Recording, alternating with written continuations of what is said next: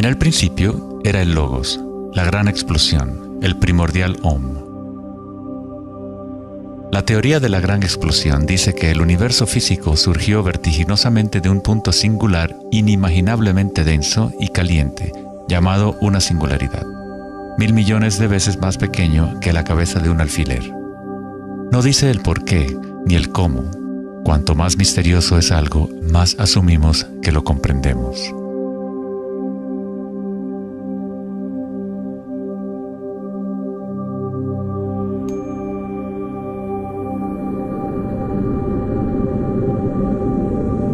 Antes se pensaba que la gravedad haría que se desacelerara eventualmente la expansión del universo, o que lo contraería en una gran implosión.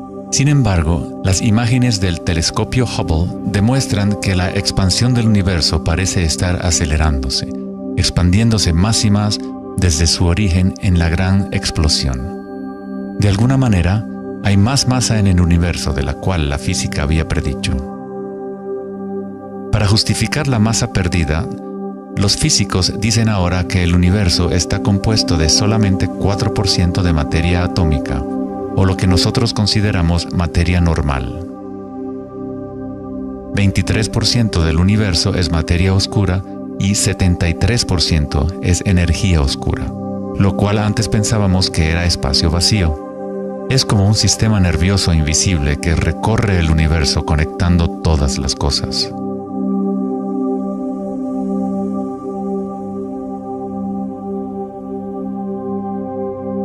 Los antiguos maestros védicos enseñaban Nada Brahma. El universo es vibración. El campo vibratorio es la raíz de toda experiencia espiritual e investigación científica verdaderas. En el mismo campo de energía que santos, budas, yogis, místicos, chamanes, sacerdotes y videntes han observado al observar en su interior.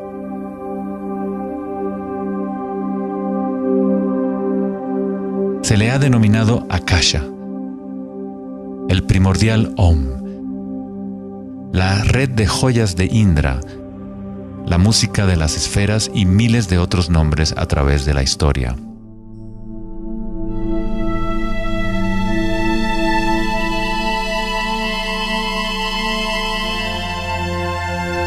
Es la raíz común de todas las religiones. Y el vínculo entre nuestros mundos interiores y exteriores.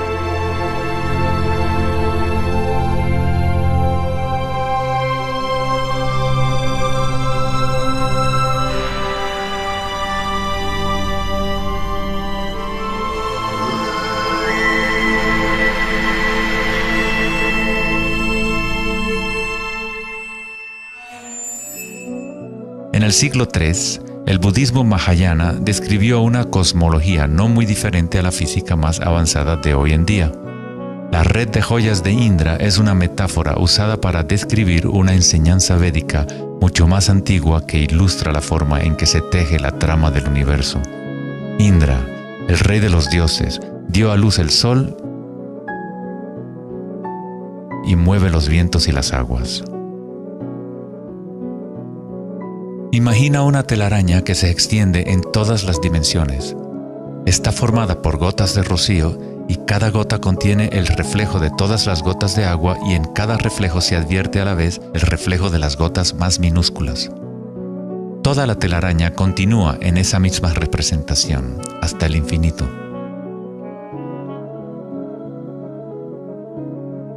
La red de Indra podría ser descrita como un universo holográfico, donde hasta el más mínimo rayo de luz contiene el patrón completo de la totalidad. Se hace referencia a veces al científico serbio-americano Nikola Tesla como el hombre que inventó el siglo XX. Tesla fue el responsable del descubrimiento de la electricidad de corriente alterna y muchos otros inventos que ahora son parte de la vida cotidiana.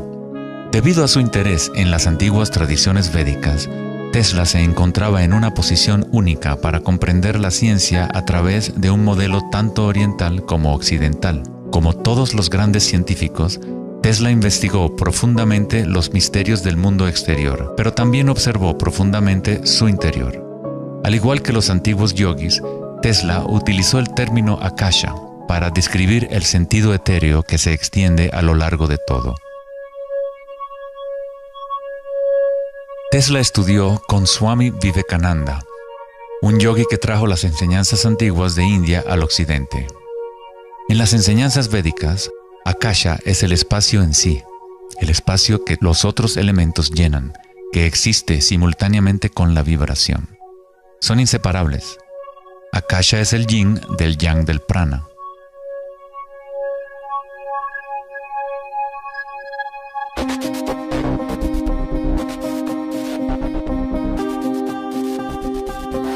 Un concepto moderno que nos puede ayudar a conceptualizar a Akasha, o la sustancia primaria, es la idea de los fractales. No fue sino hasta la década de los 80 que los avances en las computadoras nos permitieron visualizar y reproducir en realidad matemática los patrones de la naturaleza. El término fractal fue acuñado en 1980 por el matemático Benoit Mandelbrot, que estudió ciertas ecuaciones matemáticas simples de cuando se repiten, producen una serie interminable de cambios en las formas matemáticas o geométricas dentro de un marco limitado. Son limitadas, pero al mismo tiempo infinitas. Un fractal es una forma geométrica aproximada que se puede dividir en partes, cada una de las cuales es aproximadamente del tamaño de una copia reducida del patrón completo, una propiedad llamada autosemejanza. Los fractales de Mandelbrot han sido llamados las huellas digitales de Dios.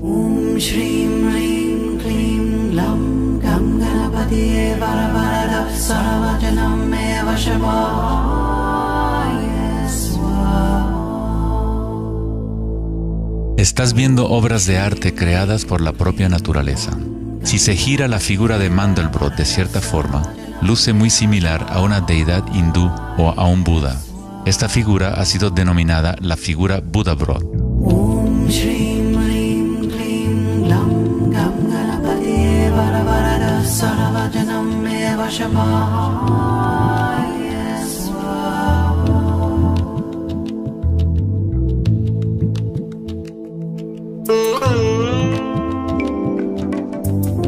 Si nos fijamos en algunas formas de arte y arquitectura antigua, veremos que los humanos hemos asociado la belleza y lo sagrado con patrones fractales desde hace ya mucho tiempo.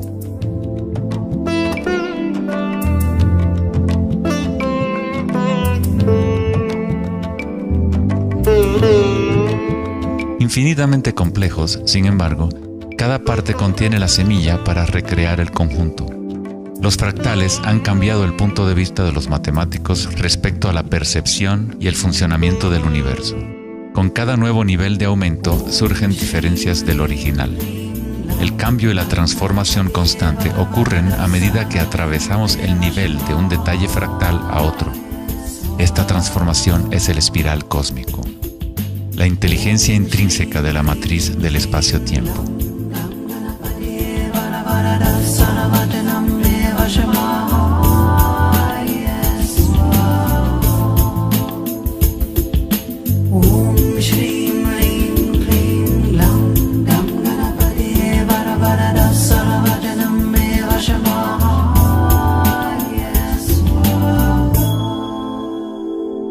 Los fractales son caóticos en su esencia, contienen ruido y orden.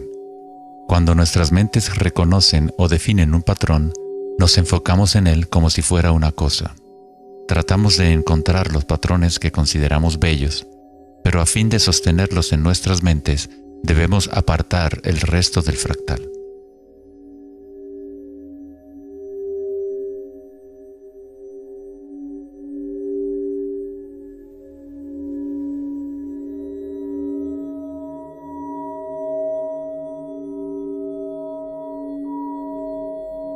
Comprender un fractal con los sentidos es limitar su movimiento.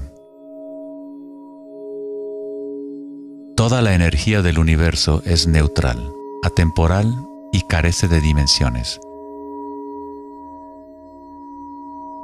Nuestra propia creatividad y la capacidad de reconocimiento de patrones es la relación entre el microcosmos y el macrocosmos. el mundo eterno de las ondas y el sólido mundo de las cosas.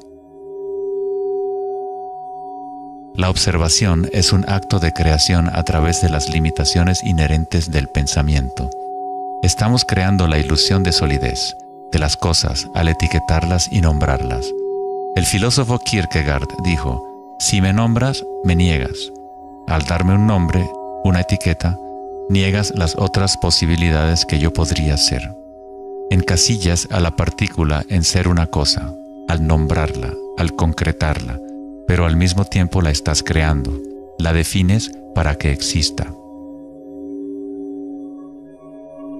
La creatividad es nuestra naturaleza más elevada. Con la creación de las cosas viene el tiempo, lo cual crea la ilusión de solidez.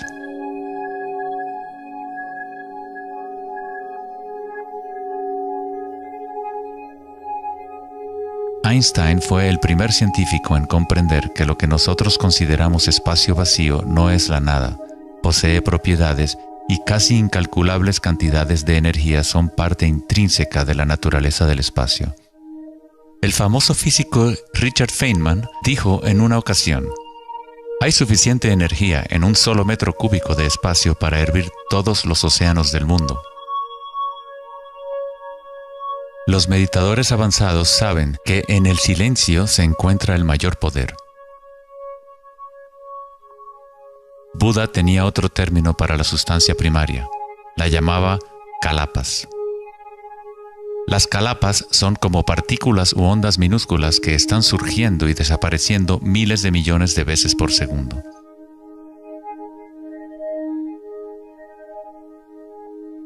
En ese sentido, la realidad es como una serie de cuadros en una cámara holográfica moviéndose rápidamente para crear la ilusión de continuidad. Cuando la conciencia se queda completamente inmóvil, se comprende la ilusión, pues es la conciencia misma la que genera la ilusión.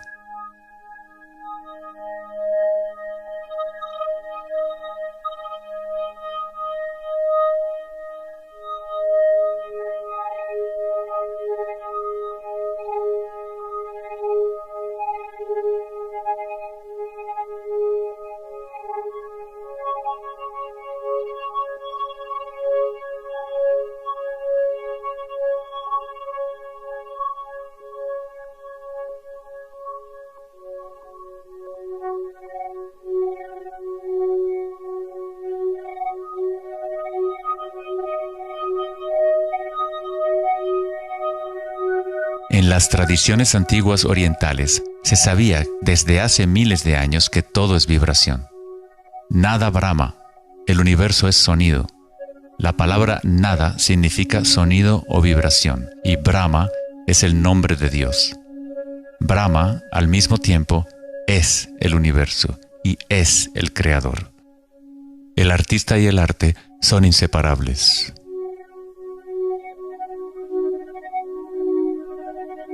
En los Upanishads, uno de los más antiguos registros de los seres humanos en la antigua India, se dice que Brahma, el creador, estaba sentado sobre una flor de loto, abrió los ojos y el mundo surgió. Brahma cierra sus ojos y un mundo entero cesa de existir. Algunos místicos, yogis y sabios han sostenido que hay un campo a nivel de la raíz de la conciencia, el campo akáshico o los registros akáshicos, donde toda la información, todas las experiencias pasadas, presentes y futuras existen ahora y siempre. Es este campo o matriz de la que surgen todas las cosas. Desde las partículas subatómicas, las galaxias, las estrellas, los planetas y toda la vida.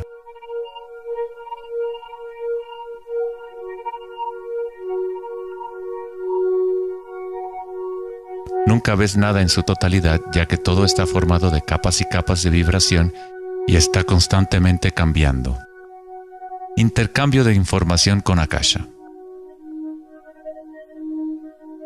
Un árbol bebe del sol, del aire, de la lluvia y de la tierra.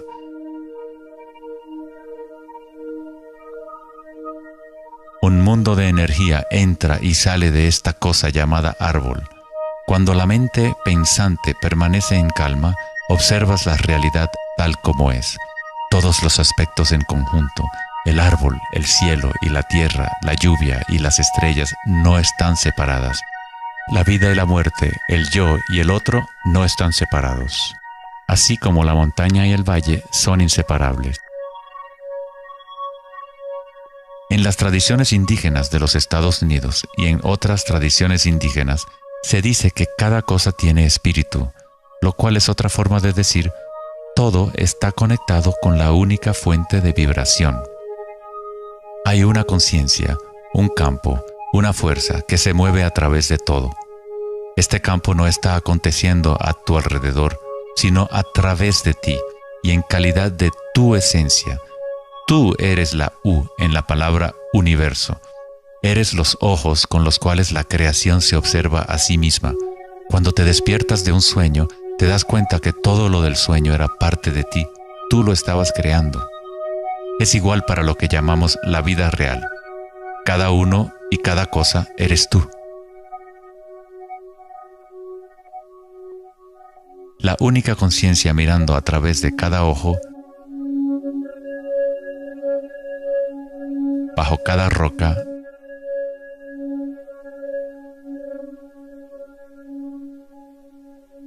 dentro de cada partícula.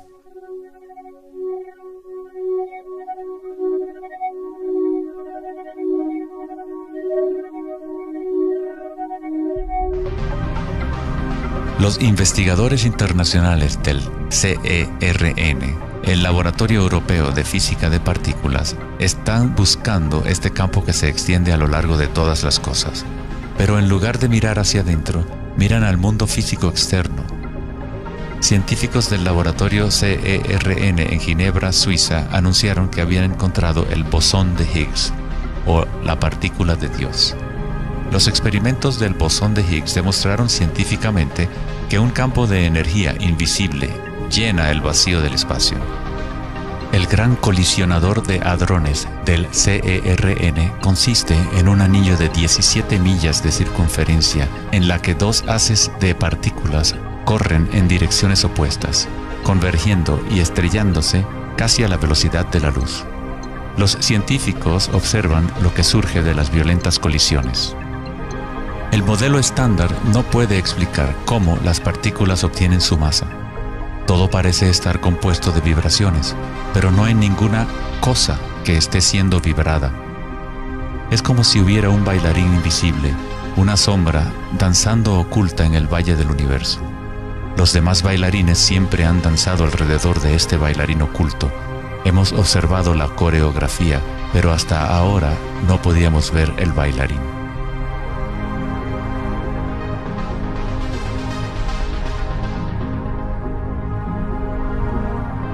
La denominada partícula de Dios, las propiedades de la materia básica del universo, el núcleo de toda la materia que constituiría la masa y la energía inexplicable que acciona la expansión del universo. Pero lejos de explicar la naturaleza del universo, el descubrimiento del bosón de Higgs simplemente presenta un misterio aún mayor, dejando al descubierto un universo que es aún más misterioso de lo que nunca habíamos imaginado. La ciencia se acerca al umbral entre la conciencia y la materia. El ojo con el cual observamos el campo primordial y el ojo con el cual el campo nos observa son uno y el mismo.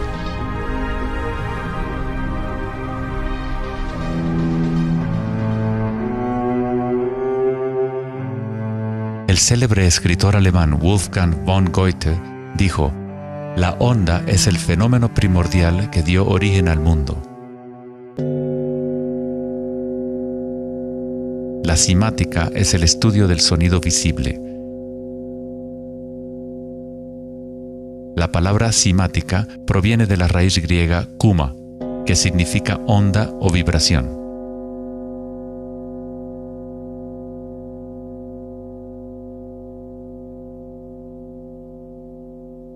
Uno de los primeros científicos occidentales que estudió con seriedad el fenómeno de las ondas fue Ernst Chladni, un músico y físico alemán que murió en el siglo XVIII. Chladni descubrió que cuando colocaba arena en placas de metal y luego hacía vibrar las placas con un arco de violín, la arena se organizaba en figuras con patrones.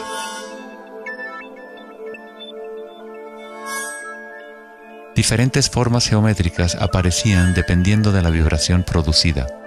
Chladni registró un catálogo completo de estas formas que se conocen como las figuras de Chladni. Muchos de estos patrones se pueden encontrar en todo el mundo de la naturaleza. Es el caso de las marcas distintivas de la tortuga o los patrones de manchas del leopardo.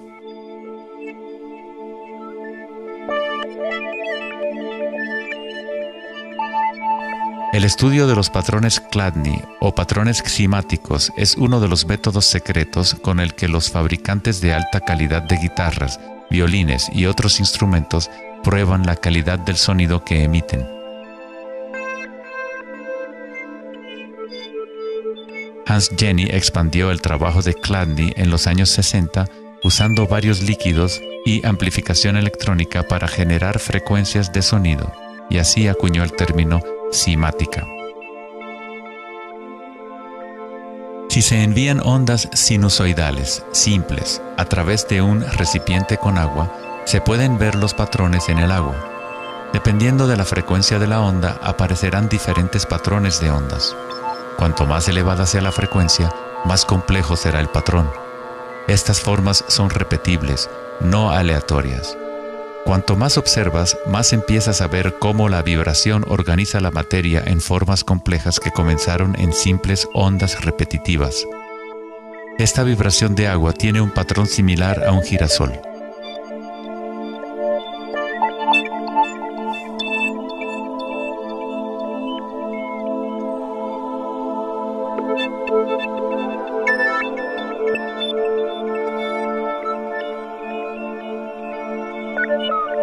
Tan solo cambiando la frecuencia de sonido se obtiene un patrón diferente.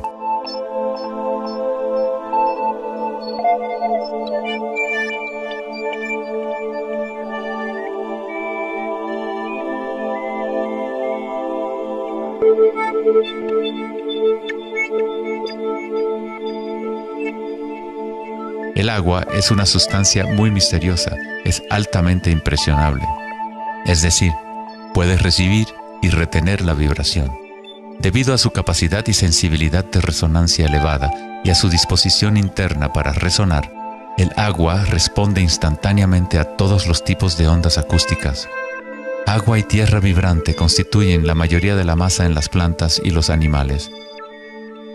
Es fácil observar cómo simples vibraciones en el agua pueden crear patrones reconocibles naturales, pero a medida que agregamos sólidos y aumentamos la amplitud, las cosas se ponen aún más interesantes. Al añadir almidón de maíz al agua, obtenemos fenómenos más complejos.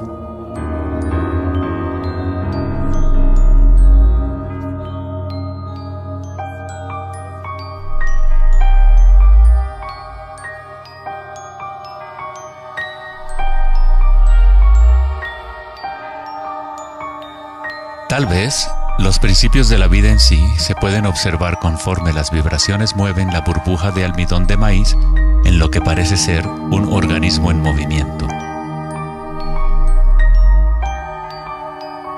El principio que anima el universo se describe en todas las grandes religiones usando las palabras que reflejan los conocimientos de ese momento en la historia. En el idioma de los incas, el imperio más grande de la América precolombina, la palabra para cuerpo humano es Alpacamasca, lo que significa literalmente tierra viviente.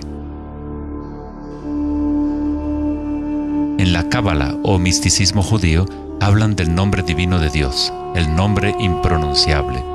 No se puede pronunciar debido a que es una vibración que está en todas partes. Se trata de todas las palabras, toda la materia. Todo es la palabra sagrada. El tetaedro es la forma más simple que puede existir en 3 dimensiones. Algo debe tener por lo menos 4 puntos para tener realidad física. La estructura del triángulo es el único patrón de la naturaleza que se autoequilibra. En el Antiguo Testamento, la palabra tetragramaton se utilizaba a menudo para representar una cierta manifestación de Dios.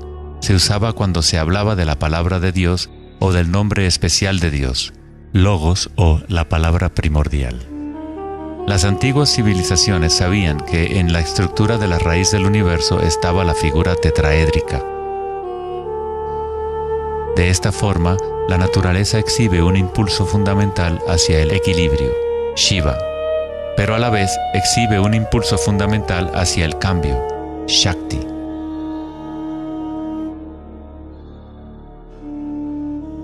En la Biblia, el Evangelio de Juan dice comúnmente, en el principio era la palabra, pero en el texto original el término utilizado fue logos. El filósofo griego Heráclito, quien vivió alrededor de 500 años antes de Cristo, se refirió al logos como algo fundamentalmente incognoscible, el origen de toda repetición, patrón y forma. Los filósofos estoicos que siguieron las enseñanzas de Heráclito identifican el término con el principio inspirador divino que impregna el universo.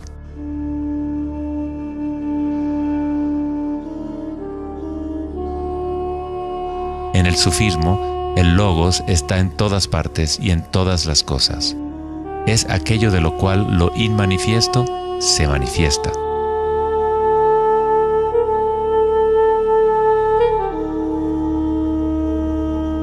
En la tradición hindú, Shiva Nataraja significa literalmente Señor de la danza. El cosmos entero danza al tambor de Shiva. Todo está imbuido o impregnado con la pulsación. El mundo puede seguir evolucionando y cambiando solo mientras Shiva siga danzando. De otra forma, colapsa de regreso a la nada. Mientras que Shiva representa nuestra conciencia de espectadores, Shakti es la sustancia o la materia del mundo. Mientras que Shiva yace en meditación, Shakti trata de incitarlo a la danza. Como el yin y el yang, el bailarín y el baile existen como uno.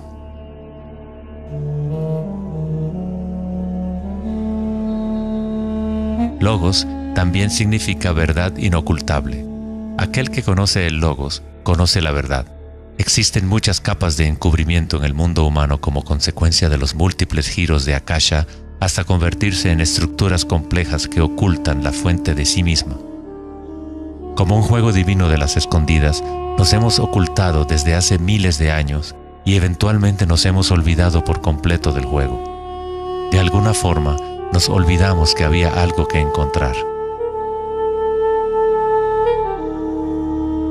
En el budismo se enseña a través de la meditación a percibir directamente el logos, el campo del cambio o impermanencia en nuestro interior. Cuando observas tu mundo interior, observas las sensaciones y energías más sutiles conforme la mente se concentra y se enfoca. A través de la comprensión directa de anicca o impermanencia a nivel de la raíz de la sensación, uno se libera del apego a las formas externas transitorias.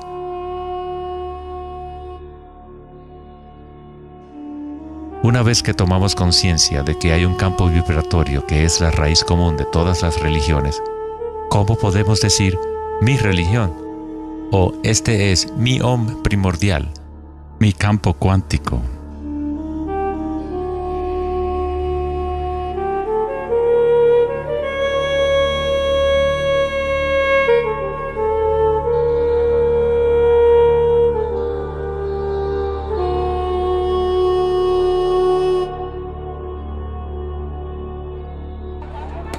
La verdadera crisis en nuestro mundo no es de carácter social, político o económico. Nuestra crisis es una crisis de conciencia, la incapacidad de experimentar directamente nuestra verdadera naturaleza.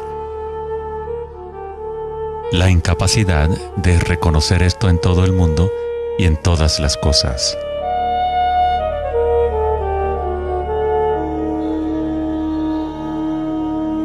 En la tradición budista, el bodhisattva es la persona con una naturaleza búdica despierta. Un bodhisattva se compromete a ayudar a despertar a cada ser en el universo, comprendiendo que solo hay una conciencia. Para despertar el verdadero ser, uno debe despertar a todos los seres.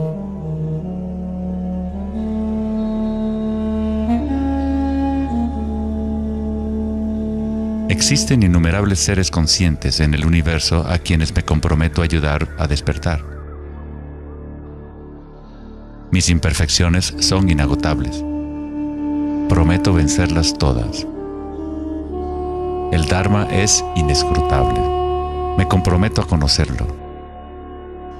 El camino a despertar es inalcanzable. Me comprometo a alcanzarlo.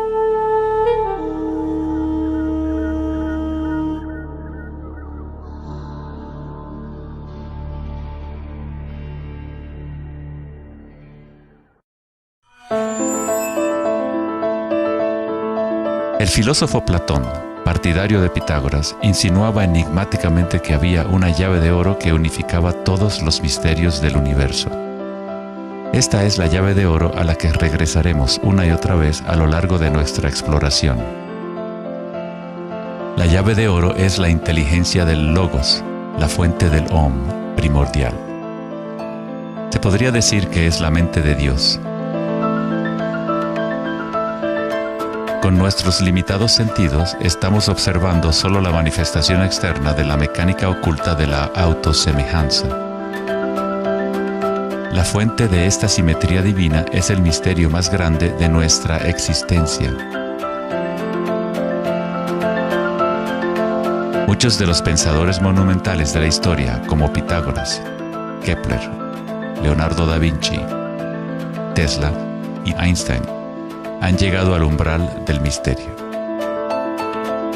Einstein dijo: "Lo más bello que podemos experimentar es lo misterioso. Es la fuente de cualquier arte y ciencia verdadera".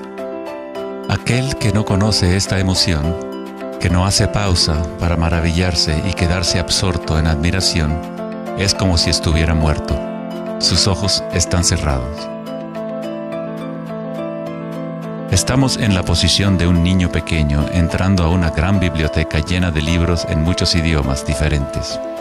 El niño sabe que alguien debe haber escrito esos libros. No sabe cómo. No entiende los idiomas en que están escritos.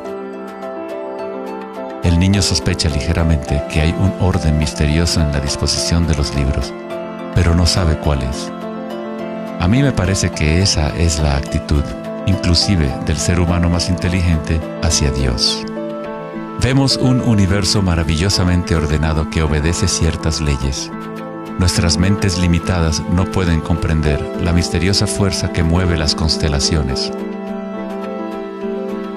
Todo científico que observa detenidamente el universo y todo místico que observa profundamente su interior se encuentra tarde o temprano, cara a cara, con la misma cosa: la espiral primordial.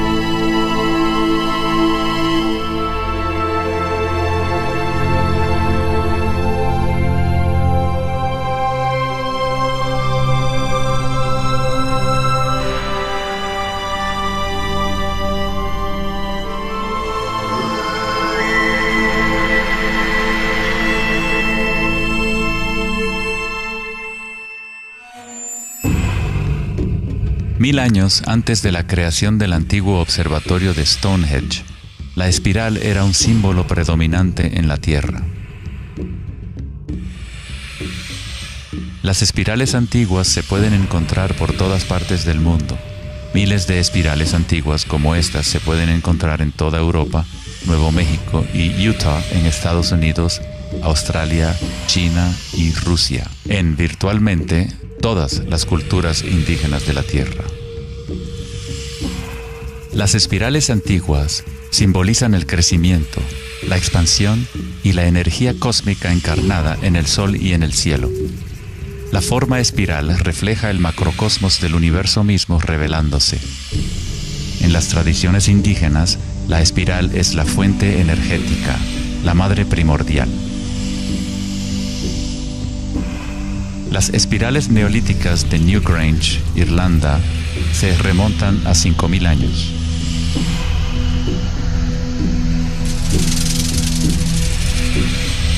Tienen 500 años más que la Gran Pirámide de Giza y son igual de enigmáticas ante los observadores modernos.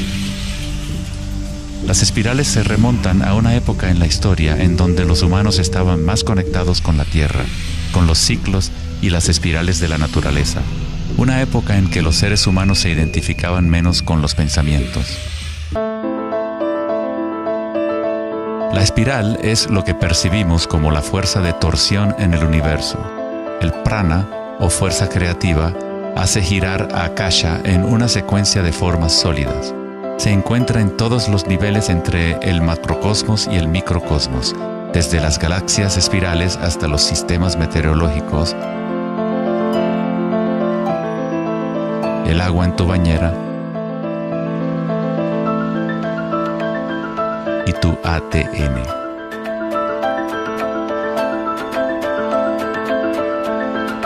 En la experiencia directa de tu propia energía, la espiral primordial no es una idea, sino más bien lo que hace posible toda condición e idea.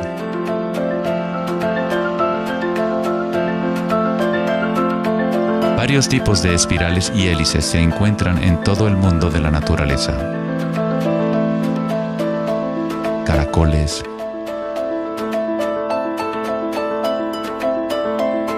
corales marinos,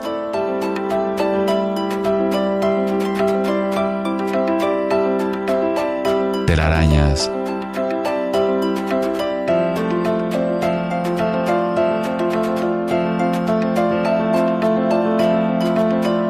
fósiles.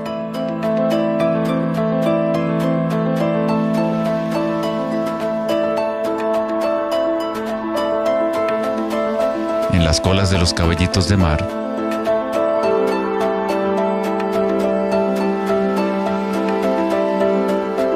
y en las conchas. Muchas espirales en la naturaleza se pueden observar como espirales logarítmicas o espirales en crecimiento. A medida que avanzas desde el centro de la espiral, las secciones son exponencialmente más grandes. Al igual que la red de joyas de Indra, las espirales logarítmicas son autosemejantes u holográficas, de manera que las características de cada parte reflejan el conjunto. Hace 2400 años, en la antigua Grecia, Platón consideraba la proporción geométrica continua como el vínculo cósmico más profundo. La sección áurea, o número áureo, o proporción divina, era el secreto más grande de la naturaleza. La sección áurea puede expresarse como la relación de A más B a es igual a la relación de A B. Para Platón, el alma del mundo se vincula en una sola resonancia armónica. El mismo patrón pentagonal que existe en una estrella de mar o en una rebanada de quimbombo se puede observar en la trayectoria del planeta Venus trazada en el cielo nocturno durante un periodo de 8 años.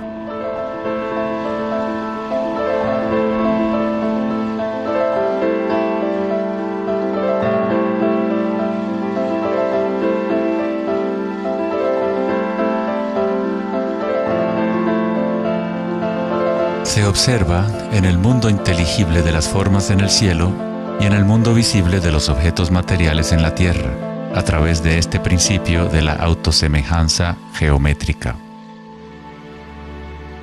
Desde los patrones autosemejantes del brócoli romanesco hasta las ramas de las galaxias, las espirales logarítmicas son patrones omnipresentes y arquetípicos. Nuestra galaxia de la Vía Láctea tiene varias ramas espirales logarítmicas con una pendiente de unos 12 grados. Cuanto mayor la pendiente de la espiral, más compactos son los giros. Al observar una planta que crece a intervalos de tiempo en un video, uno es testigo de su danza con la espiral de la vida.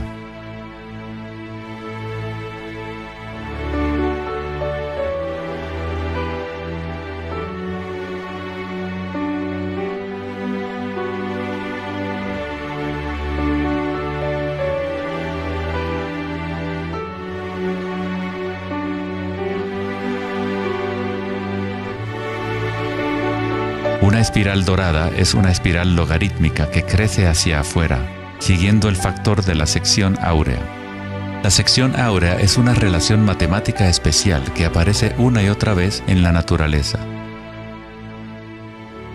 El patrón que se observa a continuación se denomina la serie de Fibonacci o la secuencia de Fibonacci. La serie de Fibonacci se desarrolla de tal manera que cada número es la suma de los dos números anteriores. El matemático y astrónomo alemán Kepler descubrió que patrones autosemejantes de espirales son observables de la manera en la cual las hojas están dispuestas en los tallos de las plantas, o en el orden de los pétalos y los capullos de las flores.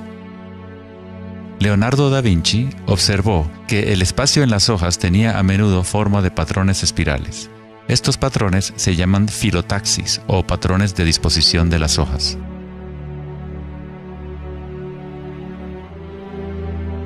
La disposición filotaxis se puede observar en los nucleótidos independientes del ADN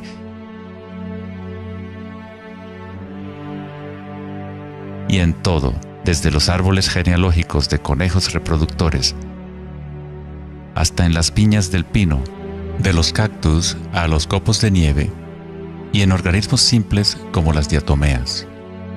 Las diatomeas son uno de los tipos más comunes de fitoplancton, organismos unicelulares que sirven de alimento a numerosas especies en la cadena alimenticia.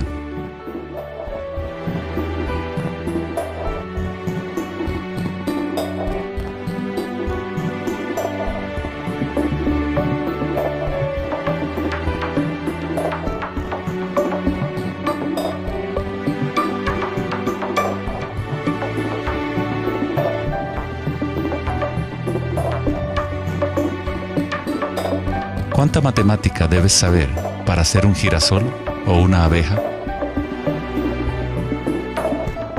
La naturaleza no consulta al departamento de física para producir un brócoli. La estructura en la naturaleza ocurre automáticamente. Los científicos en el campo de la nanotecnología utilizan el término autoensamblaje para describir la forma en la cual se forman los complejos, como en la fase inicial de la formación hexagonal de ADN. En la ingeniería de la nanotecnología, los nanotubos de carbono se componen de una disposición similar de materiales. La naturaleza hace este tipo de geometría una y otra vez sin esfuerzo, automáticamente, sin una calculadora. La naturaleza es precisa y extremadamente eficiente. Según el famoso arquitecto y autor Buckminster Fuller, estos patrones son una función del espacio-tiempo. El ADN y el panal de abejas tienen esa forma por la misma razón que una burbuja es redonda. Es la forma más eficiente que requiere la menor cantidad de energía. El espacio en sí tiene una forma y permite solo ciertas configuraciones de la materia, siempre volviendo a lo más eficiente. Estos patrones son la forma más fuerte y eficiente de construir estructuras arquitectónicas como las cúpulas geodésicas.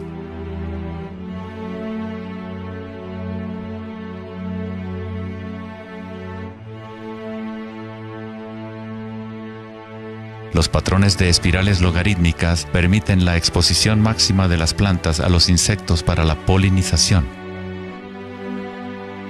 La máxima exposición a la luz solar y la lluvia que les permite llevar el agua de manera eficiente y en espiral hacia sus raíces. Las aves rapaces utilizan el patrón de espiral logarítmica para acechar a su próxima presa. Volar en espiral es la forma más eficiente de cazar.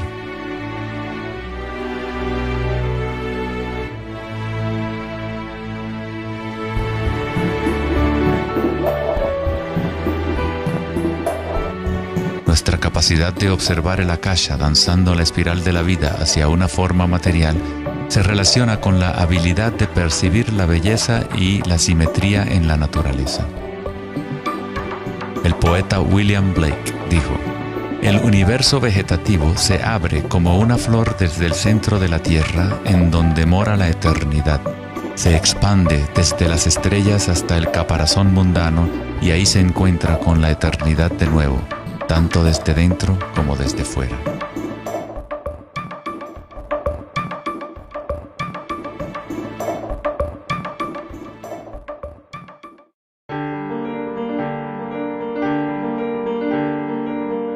estudio de los patrones en la naturaleza no es algo familiar en el mundo occidental, pero en la antigua China, esta ciencia es conocida como Li. El Li refleja el orden dinámico y el patrón en la naturaleza.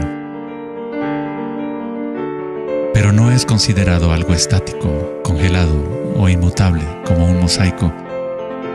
Es un patrón dinámico que se materializa en todos los seres vivos.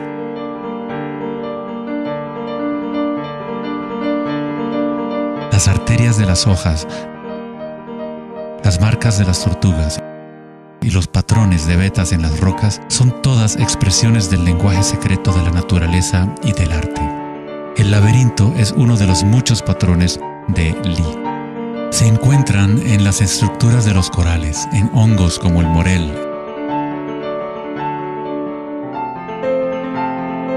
en coles y en el cerebro humano. El patrón celular es otro patrón común en la naturaleza. Existe una gran variedad de diferentes estructuras celulares, pero todas tienen un orden similar definido según su propósito y función.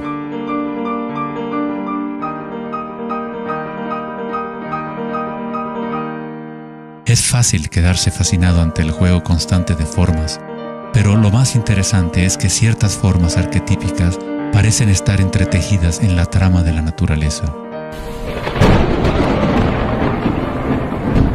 El patrón de ramificación es otro patrón Li, o modelo arquetípico observable en todos los niveles y en todas las escalas fractales.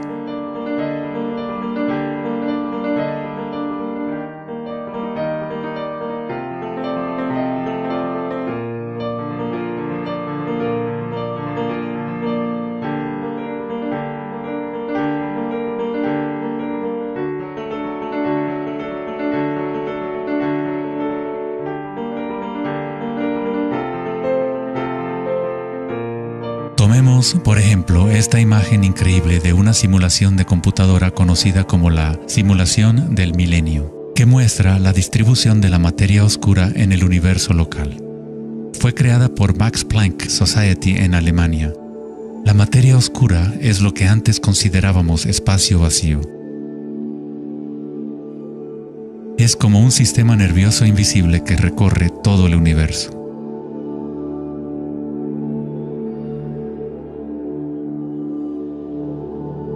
El universo es literalmente como un cerebro gigante. Está constantemente utilizando un tipo de energía oscura u oculta que solo hasta ahora la ciencia empieza a entender. A través de esta red inmensa, la insondable energía se mueve proporcionando el impulso para la expansión y el crecimiento del universo.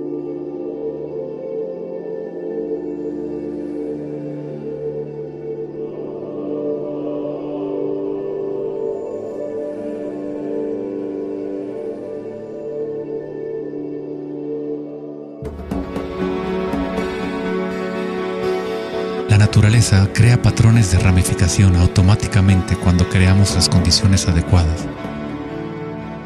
La naturaleza es una máquina generadora de arte o un motor creador de belleza. Aquí, la electricidad se utiliza para hacer crecer las ramas de cristal plata.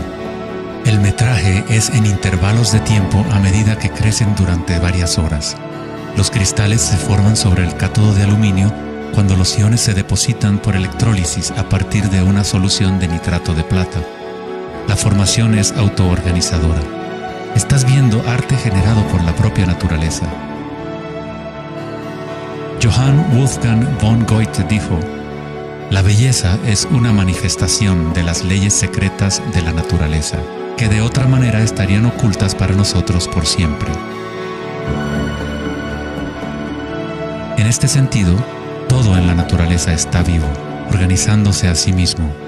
Cuando se usa alto voltaje en la ramificación fractal, esto se vuelve todavía más obvio. Está sucediendo en tiempo real.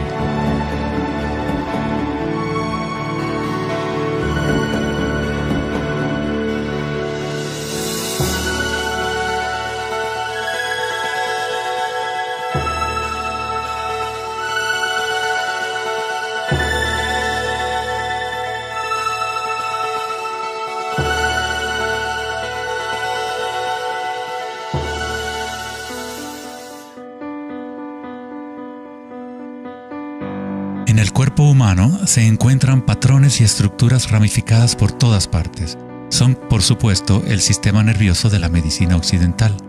Pero en la medicina china, ayurvédica y tibetana, los meridianos de energía son un componente esencial para entender cómo funciona el cuerpo.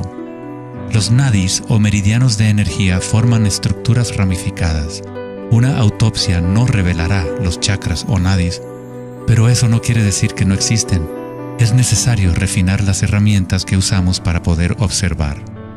En primer lugar, debes aprender a acallar tu mente. Solo entonces podrás ver estas cosas primero en tu interior. En la teoría eléctrica, cuanta menos resistencia haya en un cable, más fácilmente puede transportar energía. Al cultivar la ecuanimidad a través de la meditación, se crea un estado de no resistencia en tu cuerpo. Prana o chi, o energía interna, es simplemente tu vitalidad interior. Lo que sientes cuando tomas conciencia desde el interior del cuerpo. Los hilos sutiles de tu cuerpo que transportan el prana, los nadis, logran mover más y más energía pránica a través de los chakras. El cableado se hace más fuerte a medida que lo usas, pues permites que la energía fluya. Donde quiera que haya conciencia, el chi o energía comenzará a fluir y prosperarán las conexiones físicas. En el sistema nervioso y el cerebro, los patrones físicos de cableado se establecen por repetición. Si prestas atención continuamente a lo que está en tu interior y reduces la resistencia a las sensaciones que están experimentando, incrementas tu capacidad energética.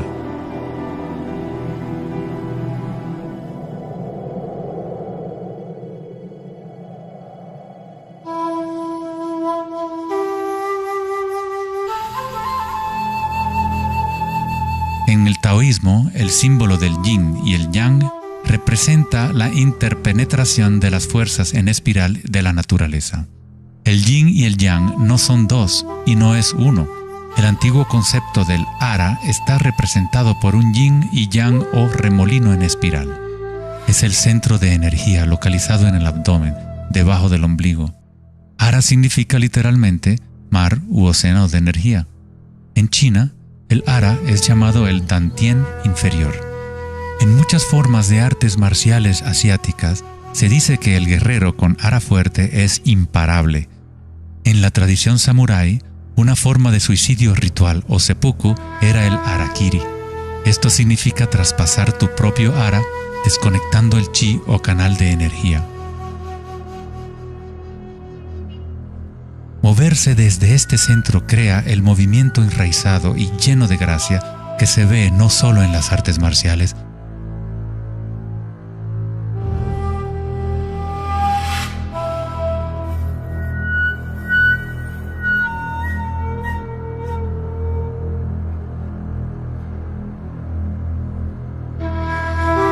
sino en grandes golfistas, bailarinas de danza del vientre.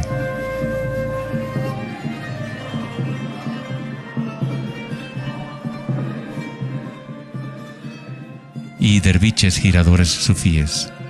La esencia del ara es la cultura de la conciencia disciplinada, enfocada en un solo punto, la quietud del ojo del huracán.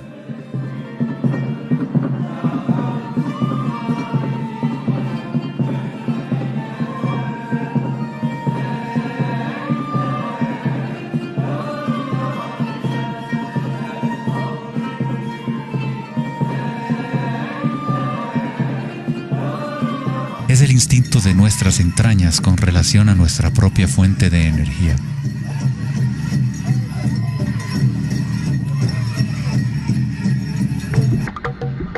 Una persona con buena ara está conectada con la tierra y con la sabiduría intuitiva que conecta a todos los seres.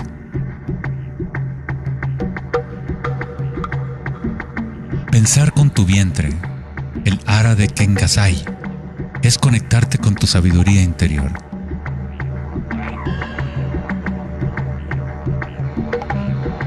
Los antiguos aborígenes australianos se concentraban en la misma zona justo debajo del ombligo, donde el cordón de la gran serpiente arcoíris yacía enroscada. Una vez más, una representación de energía evolutiva en la humanidad. No es casualidad que es en el ara donde comienza la nueva vida.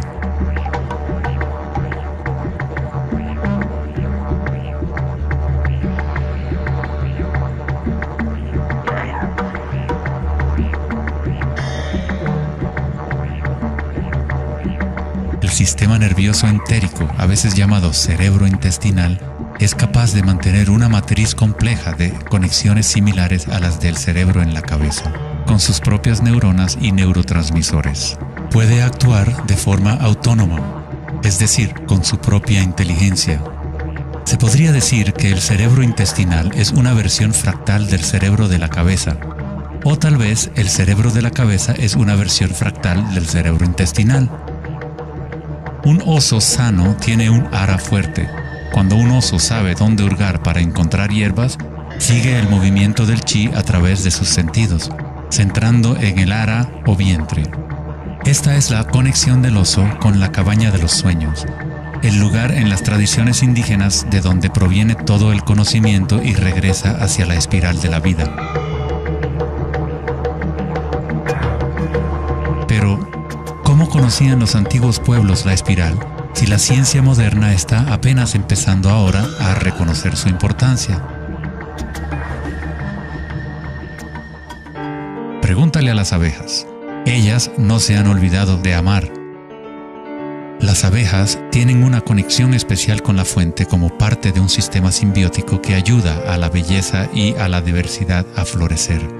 Son un puente entre el macrocosmos y el microcosmos. Hay un corazón que nos conecta a todos, como una mente colectiva, por llamarla así. Al igual que un cerebro abierto, la colmena envía sus sueños al mundo para manifestarse.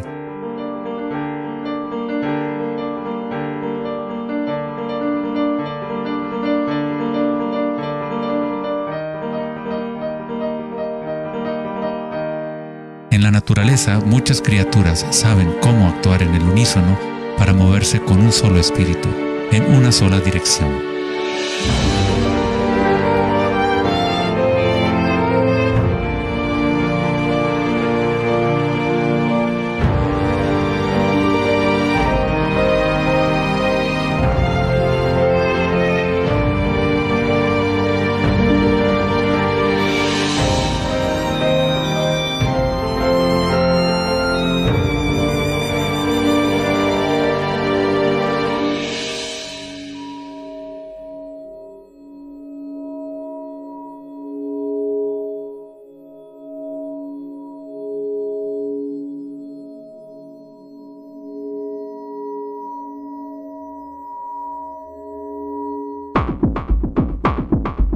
Pero no todos se benefician de las otras especies a su alrededor.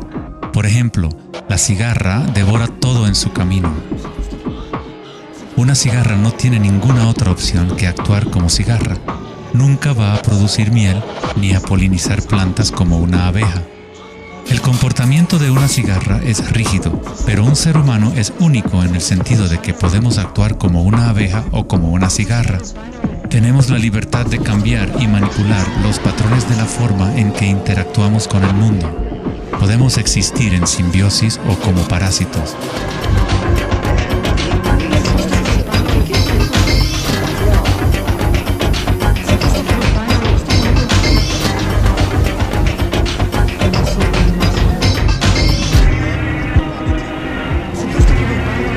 Hoy en día, los seres humanos tratan de entender la espiral con la mente racional, pero nunca ha sido el pensamiento el que nos conecta con la espiral de la vida. Siempre hemos estado conectados.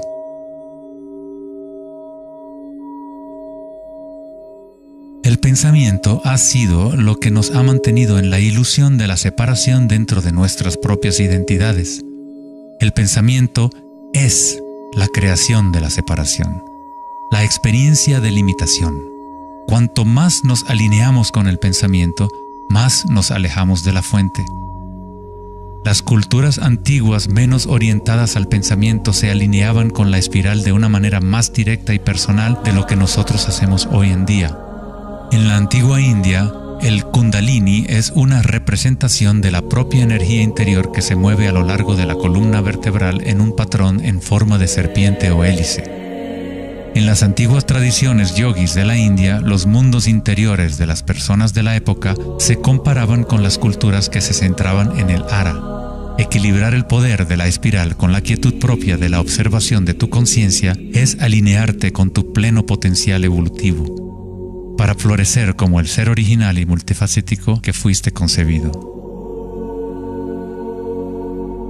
Ida, el femenino o canal lunar, está conectado al cerebro derecho y Pingala, el canal masculino o solar, está conectado al cerebro izquierdo. Cuando estos dos canales están en equilibrio, la energía fluye hasta un tercer canal, Sushumna, en el centro de la columna vertebral, energizando los chakras y desbloqueando nuestro pleno potencial evolutivo. La palabra chakra es una antigua palabra sánscrita que significa rueda de energía. El Kundalini es nada menos que la espiral primordial que, como una danza, hace emerger tu vida humana a la existencia. Es un orden diferente de energía al que normalmente conocemos, como un puente de materia bruta para las energías más sutiles. Tú eres ese puente. El Kundalini no es una energía que pueda ser forzada a través de la voluntad, el esfuerzo ni la fricción. Es similar a cultivar una flor. Todo lo que podemos hacer como buenos jardineros es preparar la tierra y las condiciones adecuadas y luego dejar que la naturaleza siga su curso. Si obligas a una flor a florecer prematuramente, la destruyes. La flor crece con su propia inteligencia, con su propia guía de organización. La mentalidad egoica que se obsesiona con el mundo exterior es lo que te impide experimentar tu verdadera naturaleza vibratoria. Cuando la conciencia se vuelca hacia el interior, se asemeja a los rayos del sol y comienza a florecer el loto interior. Conforme el Kundalini despierta en nuestro interior, comenzamos a notar el distintivo de la espiral en todas las cosas. En todos los patrones internos y externos, esta espiral es el vínculo entre nuestros mundos interiores y exteriores.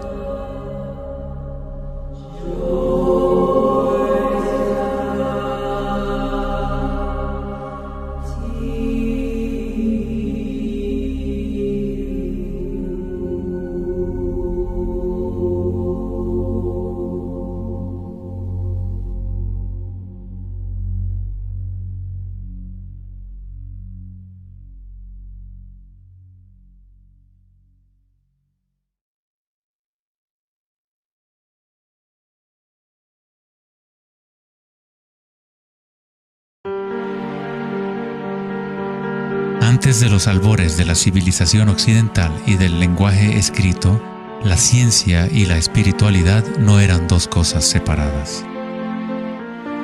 En las enseñanzas de las grandes tradiciones antiguas, la búsqueda externa de conocimiento y certeza era compensada por un sentimiento interior de impermanencia y comprensión intuitiva de la espiral del cambio.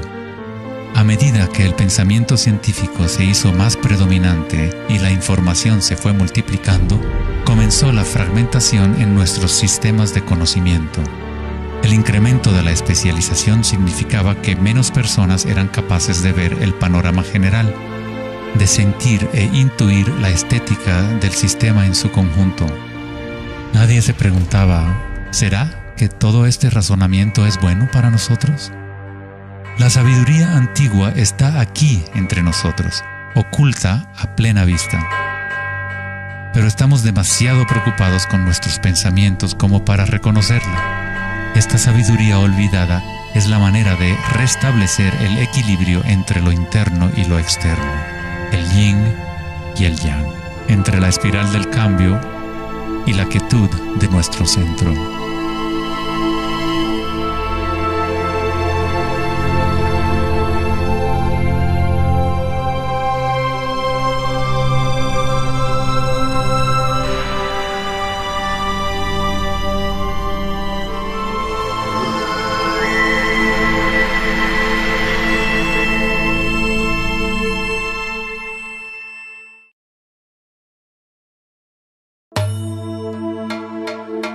la leyenda griega, Asclepio era hijo de Apolo y dios de la medicina. Su sabiduría y habilidades para la curación eran insuperables, y se decía que había descubierto el secreto mismo de la vida y la muerte. En la antigua Grecia, los templos de curación asclepianos reconocían el poder de la espiral primordial. Esto está simbolizado por la vara de Asclepios. Se dice que Hipócrates, el padre de la medicina, cuyo juramento todavía constituye el código moral de la profesión médica, se entrenó en un templo asclepiano. Hasta el día de hoy, este símbolo de nuestra energía evolutiva se mantiene como el logotipo de la Asociación Médica Americana y otras organizaciones médicas en todo el mundo. En la iconografía egipcia, la serpiente y el pájaro representan la dualidad o polaridad de la naturaleza humana.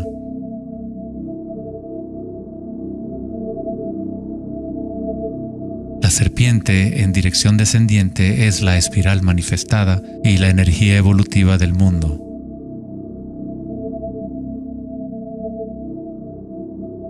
El pájaro es la dirección ascendiente, la corriente dirigida hacia el sol o la concientización unívoca del despertar, el vacío de Akasha.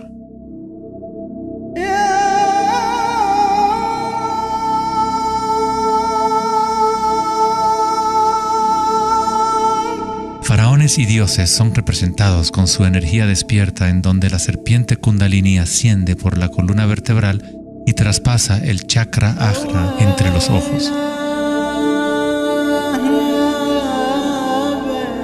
Esto se denomina el ojo de Horus. En la tradición hindú, el bindi también representa el tercer ojo, la conexión divina con el espíritu.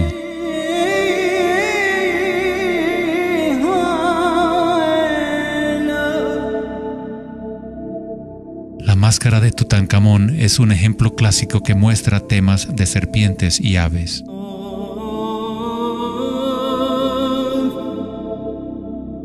Las tradiciones mayas y aztecas combinan a la serpiente y al pájaro en un solo dios, Quetzalcóatl o Kukulcán.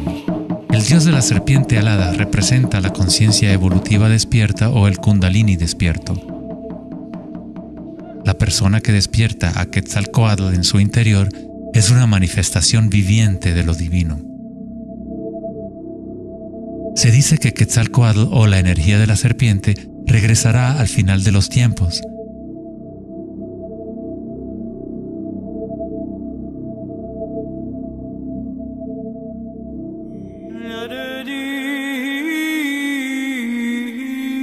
Los símbolos de la serpiente y las aves se pueden también encontrar en el cristianismo. Su significado real podría estar codificado de una manera más profunda, pero el significado es el mismo que en otras tradiciones antiguas. En el cristianismo, el pájaro o paloma que se ve a menudo sobre la cabeza de Cristo representa al Espíritu Santo o Kundalini Shakti a medida que asciende al sexto chakra y más allá. Los místicos cristianos llaman al Kundalini por otro nombre, Espíritu Santo. En Juan 3:14 dice: así como Moisés levantó la serpiente en el desierto, así también es necesario que el Hijo del Hombre sea levantado. Jesús y Moisés despertaron su energía Kundalini, trayendo el despertar de la conciencia a las fuerzas inconscientes reptilianas que rigen los deseos del ser humano. Se dice que Jesús pasó 40 días y 40 noches en el desierto, durante los cuales fue tentado por Satanás. De igual forma, Buda fue tentado por Mara cuando estaba sentado en busca de la iluminación bajo el árbol Bodhi o árbol de la sabiduría. Tanto Cristo como Buda tuvieron que alejarse de la tentación de los placeres sensoriales y mundanos.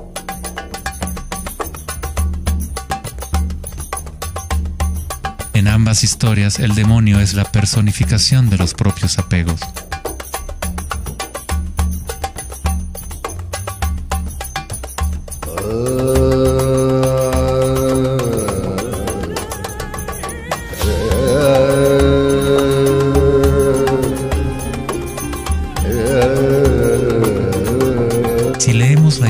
de Adán y Eva a través de la luz de las tradiciones védicas y egipcias, descubrimos que la serpiente que vigila el árbol de la vida es el Kundalini. La manzana representa el encanto y la tentación del mundo sensorial externo. Distrayéndonos del conocimiento del mundo interior, del árbol del conocimiento interior,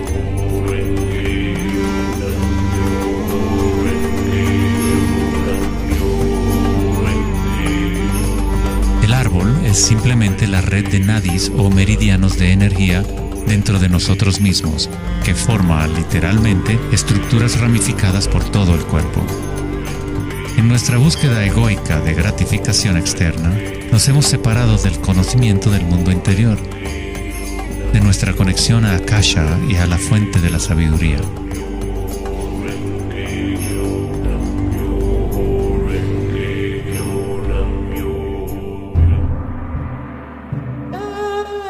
Muchos de los mitos históricos del mundo sobre dragones pueden interpretarse como metáforas de las energías internas de las culturas de las cuales forman parte. En China, el dragón sigue siendo un símbolo sagrado que representa la felicidad. Al igual que los faraones egipcios, los antiguos emperadores chinos que habían despertado sus energías evolutivas fueron representados por la serpiente alada o dragón. El tótem real del emperador de Jade o el emperador celestial muestra un balance similar a los canales de Ida y Pingala. El yin y el yang del taoísmo es el despertar del centro pineal, o como lo denomina el taoísmo, el Dantien superior.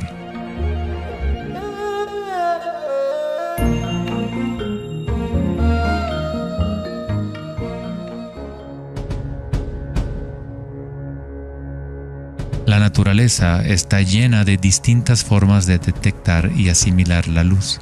Por ejemplo, un erizo de mar puede, en verdad, ver con su cuerpo espinado que actúa como un gran ojo.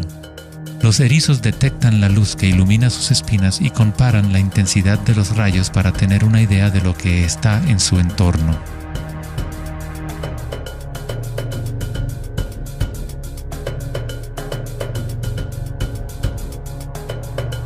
Las iguanas verdes y otros reptiles tienen un ojo parietal o glándula pineal en la parte superior de la cabeza que utilizan para detectar depredadores desde arriba.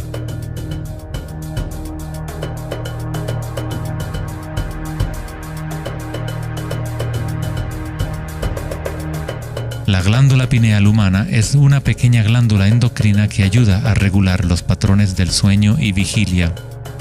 A pesar de que está oculta profundamente en la cabeza, la glándula pineal es sensible a la luz.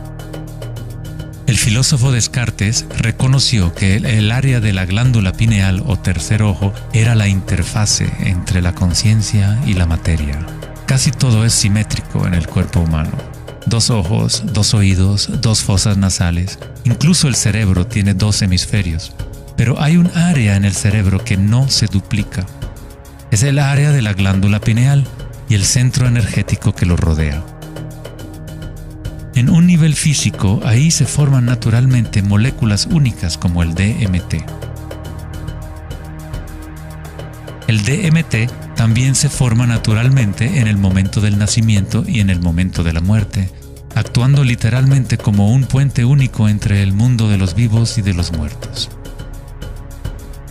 El DMT se produce de forma natural en los estados de meditación profunda o samadhi o a través de medios enteógenos.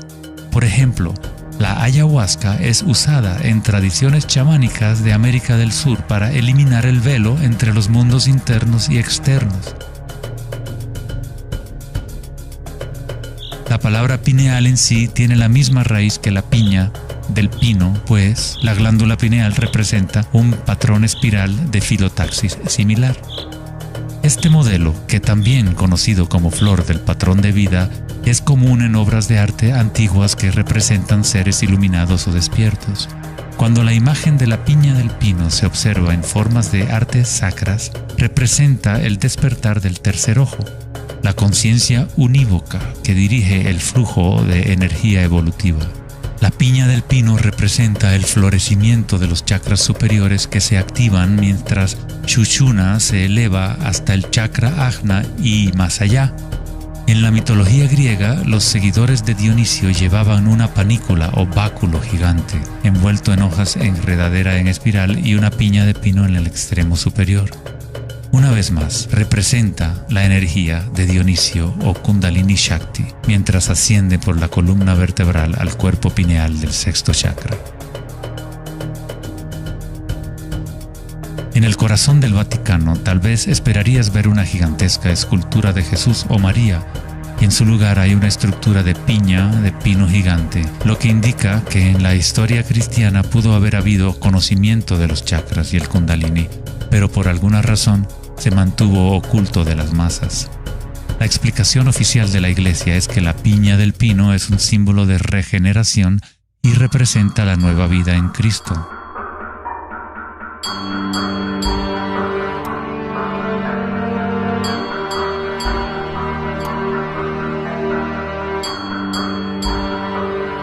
El filósofo y místico del siglo XIII, Meister Eckhart, dijo: "El ojo con el que veo a Dios y el ojo con el que Dios me ve es el mismo".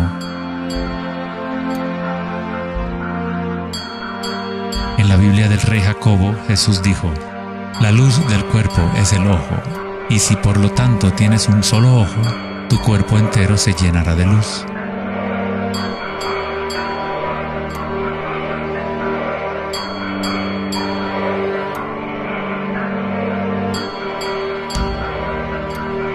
Buda dijo: "El cuerpo es el ojo". En estado de Samadhi, uno es a la vez el observador y el observado. Somos el universo consciente de sí mismo.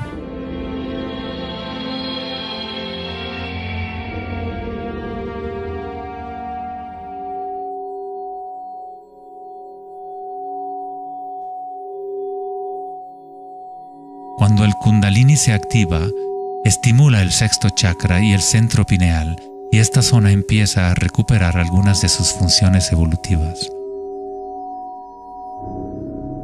La meditación en la oscuridad ha sido utilizada durante miles de años como una forma de activar el sexto chakra en el área de la glándula pineal.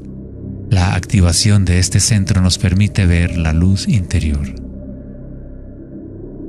Ya sea el yogi proverbial o el chamán en retiro profundo en una cueva, un taoísta, un iniciado maya o un monje tibetano, todas las tradiciones incorporan un periodo de tiempo durante el cual uno entra en la oscuridad.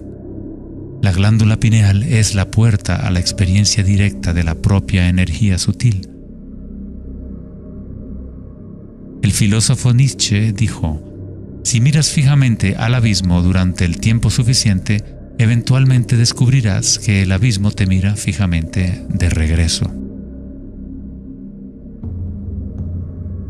Los dólmenes o las antiguas tumbas en formas de pórtico se encuentran entre las estructuras más antiguas que quedan en la Tierra. La mayoría datan del periodo neolítico de 3000 a 4000 años antes de Cristo, y algunos en Europa occidental tienen 7000 años de antigüedad. El dolmen se utilizaba para entrar en meditación perpetua como una forma para los humanos de formar un puente entre el mundo exterior e interior. A medida que uno continúa meditando en la oscuridad total, eventualmente empieza a observar la energía interna o luz al activarse el tercer ojo. Los ritmos circadianos que se rigen por el sol y los canales de la luna dejan de controlar las funciones del cuerpo y se establece un nuevo ritmo.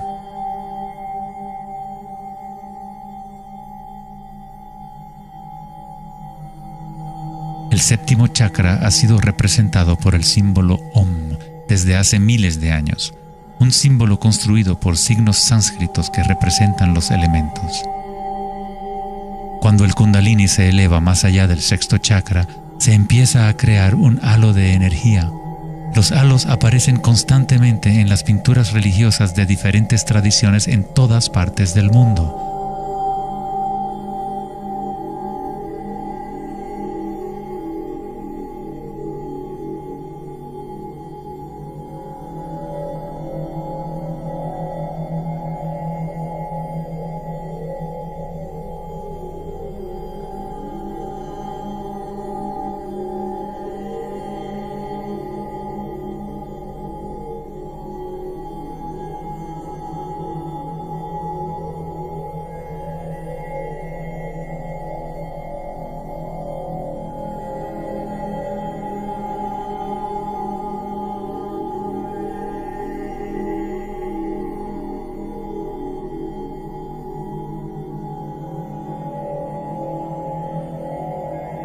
El halo, o la imagen de un distintivo energético alrededor de un ser despierto, es común en virtualmente todas las religiones, en todas partes del mundo.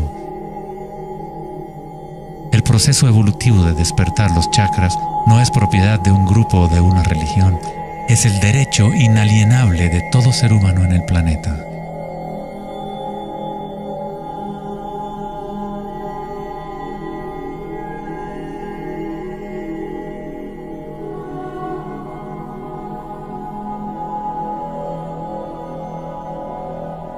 El chakra de la corona es la conexión con lo divino, aquello que está más allá de la dualidad, más allá del nombre y la forma. Akenatón fue un faraón cuya esposa era Nefertiti. Era llamado el Hijo del Sol. Él descubrió Atón, o la palabra de Dios en su interior, uniendo el Kundalini y la conciencia.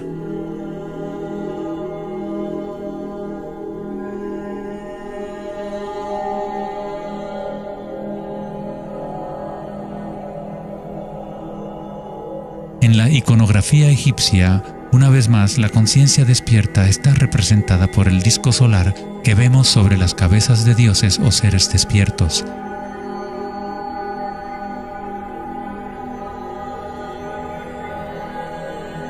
En las tradiciones hindú y yógica, se denomina Sahasrara a ese halo, el loto de 1000 pétalos.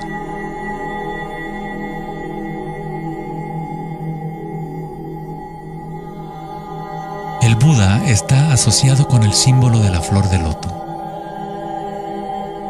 El patrón de filotaxis es el mismo modelo que se puede encontrar en una flor de loto. Es la flor del patrón de la vida, la semilla de la vida. Es el patrón fundamental en el cual todas las formas encajan. Es la forma absoluta del espacio mismo o una cualidad inherente a Akasha.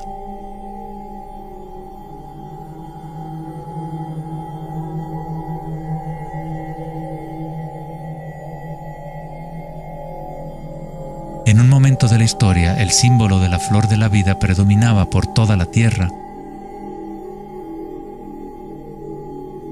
La flor de la vida se encuentra custodiada por leones en lugares más sagrados de China y otras partes de Asia.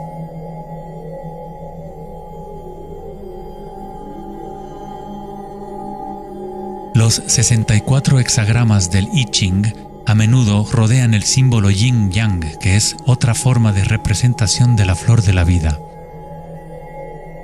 En el interior de la flor de la vida está la base geométrica de todos los sólidos platónicos, de esencialmente cualquier forma que pueda existir.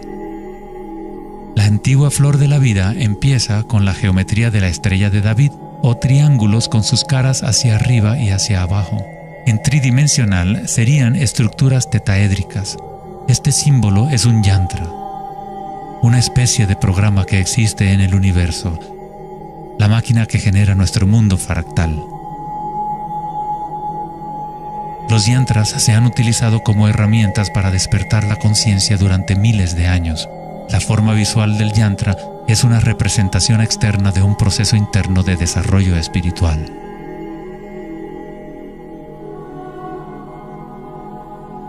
Es la música oculta del universo hecha visible, compuesto por la intersección de formas geométricas y patrones de interferencia.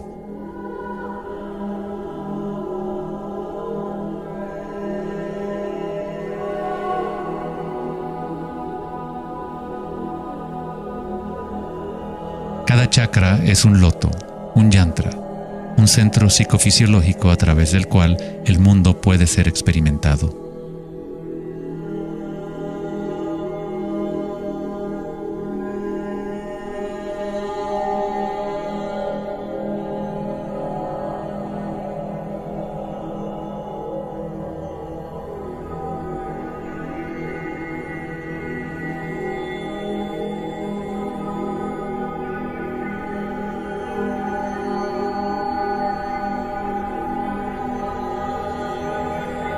Un yantra tradicional, tal como se puede encontrar en la tradición tibetana, posee valiosas capas de significado, a veces incorporando una cosmología y visión del mundo por completo.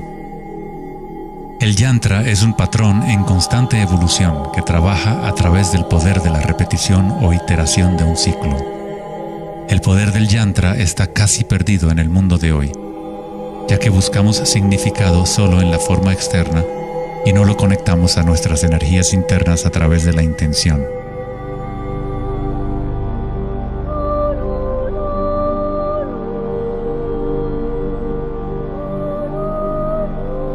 Hay una buena razón por la cual sacerdotes, monjes y yogis han sido tradicionalmente célibes. Hoy en día, apenas una fracción conoce la razón de su celibato, pues el verdadero propósito se ha perdido. En pocas palabras, si tu energía se va a consumir en producir más espermatozoides u óvulos, según sea el caso, no queda suficiente para impulsar la ascensión del Kundalini que activa los chakras superiores. El Kundalini es energía vital, la cual es también energía sexual. Cuando la conciencia se enfoca menos en deseos animales y se coloca en los objetos que reflejan los chakras superiores, esta energía fluye de regreso a la médula espinal ascendiendo hacia esos chakras.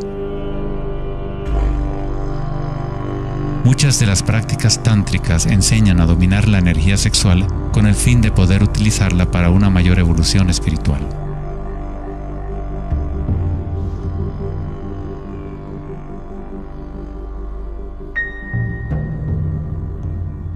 Tu estado de conciencia crea las condiciones adecuadas para que tu energía pueda crecer. Entrar en un estado de conciencia no requiere de tiempo. Como dice Eckhart Tolle, la conciencia y la presencia siempre suceden en el ahora. Si estás tratando de hacer que algo suceda, entonces estás creando resistencia hacia lo que es. Es la eliminación de toda resistencia lo que permite que la energía evolutiva se desarrolle. En la tradición yógica antigua, las posturas de yoga se han utilizado para preparar el cuerpo para la meditación. El Hatha Yoga nunca fue enseñado como un régimen de ejercicio, sino como una forma de conectar nuestro mundo interior y exterior. La palabra sánscrita Hatha proviene de las raíces Sol A y Luna Ta. En el Yoga Sutra original de Patanjali, el propósito de las 8 ramas del yoga es igual al noble sendero de 8 facetas del Buda, para la liberación del sufrimiento. Cuando las polaridades del mundo dual están en equilibrio, surge un tercer elemento. Nos encontramos con la misteriosa llave dorada que abre las fuerzas evolutivas de la naturaleza. Esta síntesis de los canales del Sol y la Luna es nuestra energía evolutiva.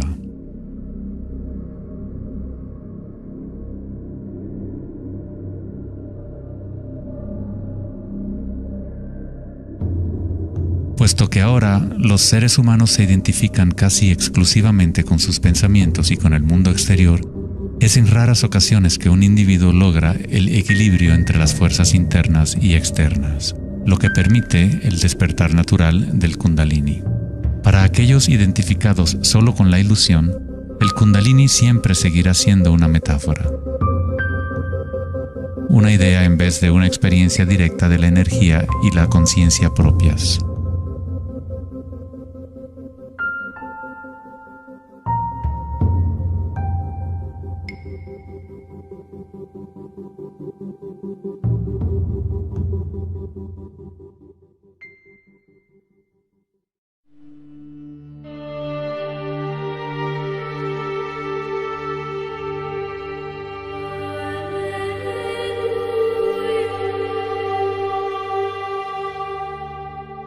La vida, la libertad y la búsqueda de la felicidad.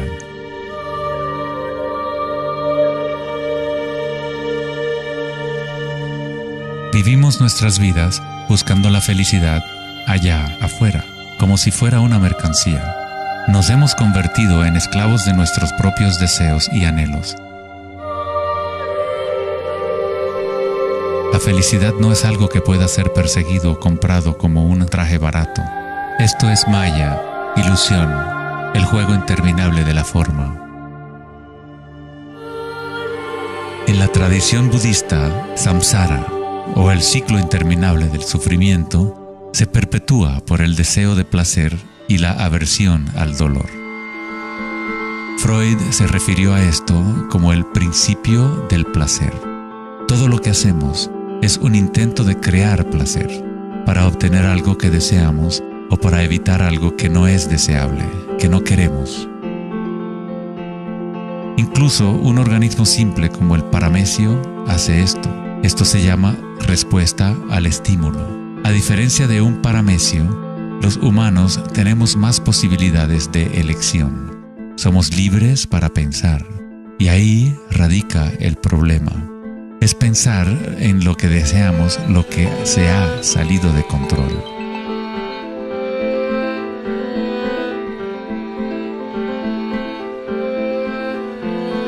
Safety systems armed. 10, 9, 8, 7, 6, 5, 4, 3, 2, 1, 0, and liftoff of Endeavour, going where east and west do meet at the International Space Station. El dilema de la sociedad moderna es que tratamos de entender el mundo no en términos de conciencia interna arcaica, sino cuantificando y calificando lo que percibimos como el mundo externo, a través de medios científicos y mentales. Pensar solo ha llevado a pensar más y a formular más preguntas. Anhelamos conocer el secreto que crea el mundo y orienta su camino, pero consideramos esta esencia como si estuviera fuera de nosotros, no como una cosa viviente e inherente a nuestra propia naturaleza. Fue el famoso psiquiatra Carl Jung quien dijo: aquel que mira hacia afuera sueña, aquel que mira hacia adentro despierta. No tiene nada de malo desear estar despierto, ser feliz. Lo que está mal es buscar la felicidad fuera cuando solo se puede encontrar en nuestro interior.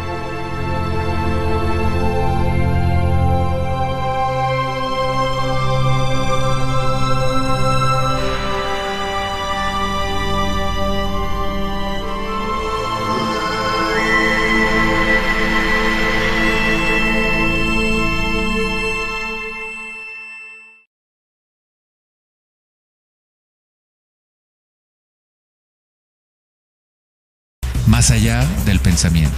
El 4 de agosto de 2010, en la conferencia Techonomy en Lake Tahoe, en California, Eric Schmidt, director ejecutivo de Google, mencionó una estadística asombrosa.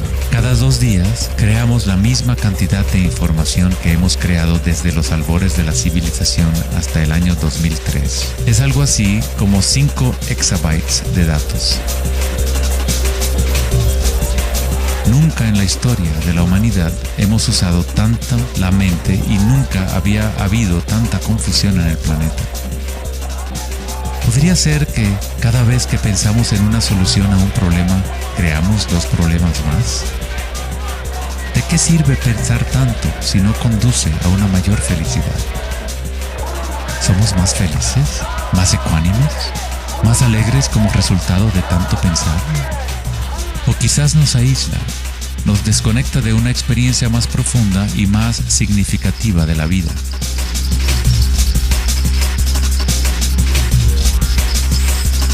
Pensar, actuar y hacer deben estar en equilibrio con el ser. Después de todo, somos seres humanos, no actos humanos.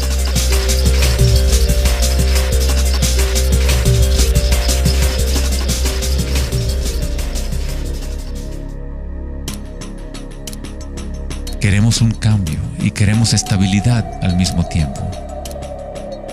Nuestros corazones se han desconectado de la espiral de la vida, de la ley del cambio, mientras nuestras mentes pensantes nos conducen hacia la estabilidad, la seguridad y la pacificación de los sentidos. Con una fascinación morbosa, observamos asesinatos, tsunamis, terremotos y guerras. Constantemente tratamos de ocupar nuestra mente, llenándola de información. Programas de televisión transmitiendo de cada dispositivo imaginable, juegos y rompecabezas, mensajes de texto y todas las trivialidades posibles. Nos dejamos fascinar con la corriente infinita de nuevas imágenes, nuevas informaciones, nuevas formas de provocar y pacificar nuestros sentidos. los momentos de reflexión interior, nuestro corazón nos dirá que hay algo más en la vida que nuestra realidad actual, que vivimos en un mundo de espíritus hambrientos, siempre anhelando más y nunca satisfechos.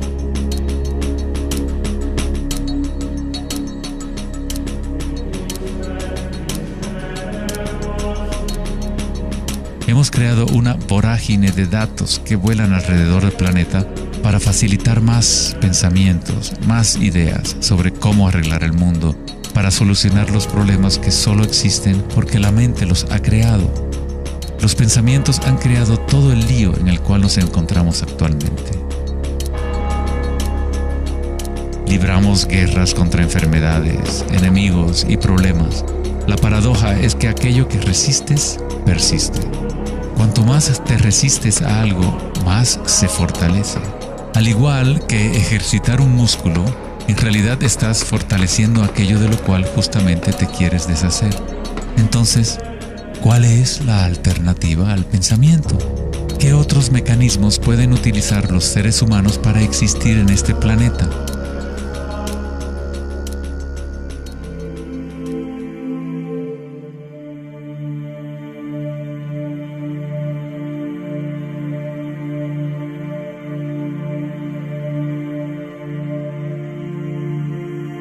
Mientras que la cultura occidental en los últimos siglos se ha centrado en la exploración de lo físico mediante el uso del pensamiento y el análisis, otras culturas antiguas han desarrollado tecnologías igualmente sofisticadas para explorar el espacio interior. Es la pérdida de nuestra conexión con nuestro mundo interior lo que ha creado un desequilibrio en nuestro planeta. El antiguo inquilino, «Conócete a ti mismo», ha sido reemplazado por el deseo de experimentar en el mundo externo de la forma. Responder a la pregunta ¿quién soy?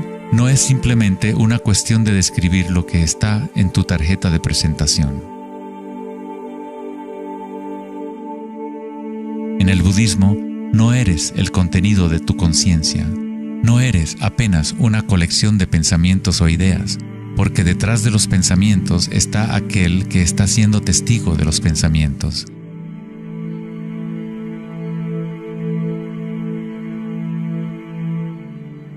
El dicho enfático, «Conócete a ti mismo», es un koan del Zen, un acertijo sin respuesta.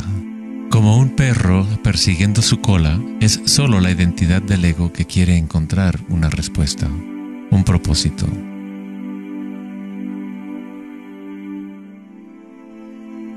La verdad de lo que eres no necesita una respuesta, pues todas las preguntas fueron creadas por la mente egoica. No eres tu mente.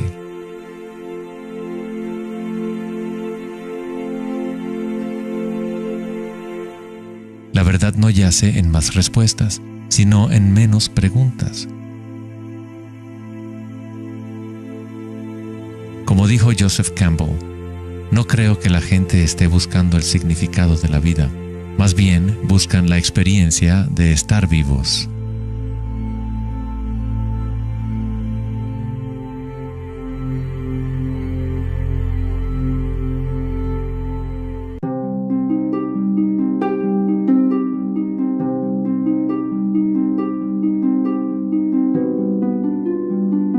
Cuando al Buda le preguntaron, ¿qué eres?, simplemente dijo, estoy despierto. ¿Qué quiere decir eso, estar despierto?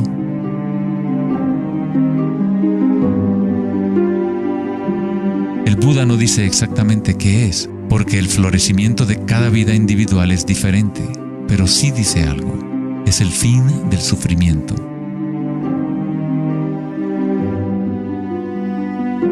Toda tradición religiosa importante tiene un nombre para el estado de estar despierto: cielo, nirvana o moksha.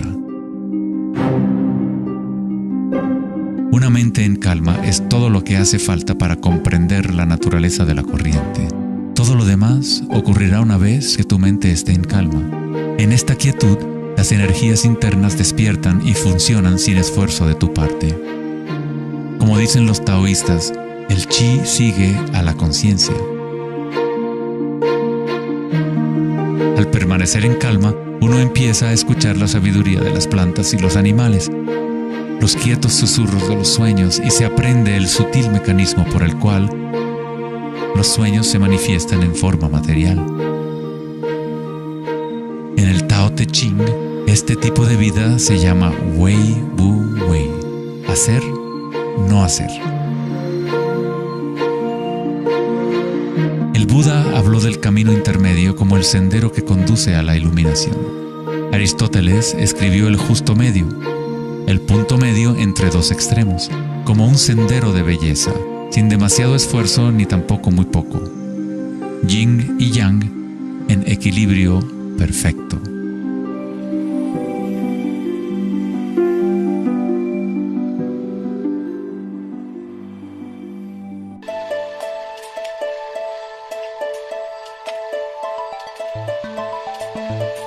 La noción de Vedanta sobre Maya, o la ilusión, es que no experimentamos el medio ambiente en sí, sino una proyección creada por los pensamientos. Por supuesto, tus pensamientos te permiten experimentar el mundo vibratorio de cierta manera, pero nuestra ecuanimidad interior no tiene que estar supeditada a acontecimientos externos. La creencia en un mundo externo independiente del sujeto que percibe es fundamental para la ciencia. Pero nuestros sentidos solo nos entregan información indirecta. Nuestras nociones acerca de este mundo físico creado por nuestra mente están siempre filtradas por nuestros sentidos y, por lo tanto, siempre son incompletas. Hay un campo de vibraciones que subyace en todos los sentidos.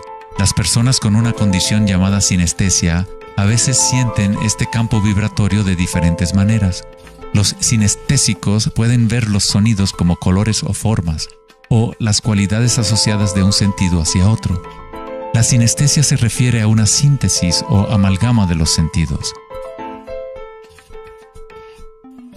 Los chakras y los sentidos son como un prisma que filtra una serie de vibraciones. Todas las cosas del universo están vibrando a diferentes velocidades y frecuencias. El ojo de Horus se compone de 6 símbolos. Cada uno representa uno de los sentidos.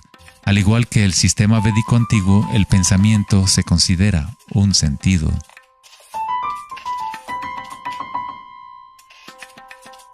Los pensamientos se perciben simultáneamente como sensaciones que se experimentan en el cuerpo. Surgen de la misma fuente vibratoria. El pensamiento es simplemente una herramienta, uno de los 6 sentidos, pero lo hemos llevado a un estado tan elevado que nos identificamos con nuestros pensamientos. El hecho de que no identificamos el pensamiento como uno de los 6 sentidos es muy significativo. Estamos tan inmersos en nuestros pensamientos que al tratar de explicar el pensamiento como un sentido, es como explicarle a un pez el agua. ¿Agua? ¿Qué agua?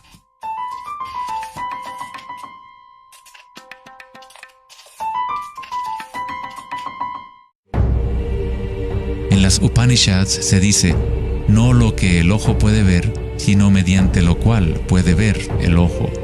Toma conciencia de eso para ser Brahma, el Eterno, y no lo que la gente aquí adora.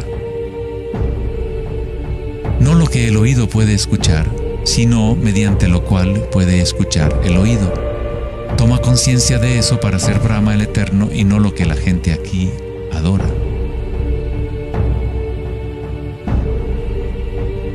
No lo que el habla puede iluminar, sino mediante lo cual el habla puede iluminarse. Toma conciencia de eso para ser Brahma, el Eterno, y no lo que la gente aquí adora.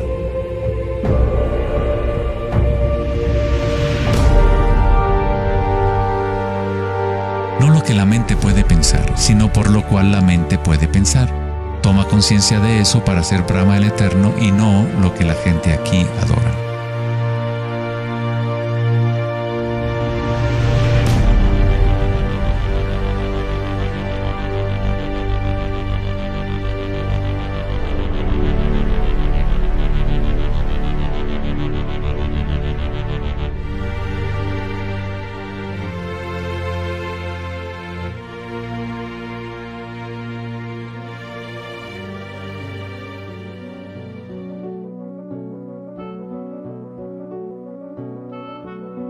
En la última década, grandes avances se han llevado a cabo en el ámbito de la investigación cerebral. Los científicos han descubierto la neuroplasticidad, un término que expresa la idea de que el cableado físico del cerebro cambia según los pensamientos que se mueven a través de él. Como expresó el psicólogo canadiense Donald Hebb, las neuronas que se ponen en marcha al mismo tiempo se conectan entre sí.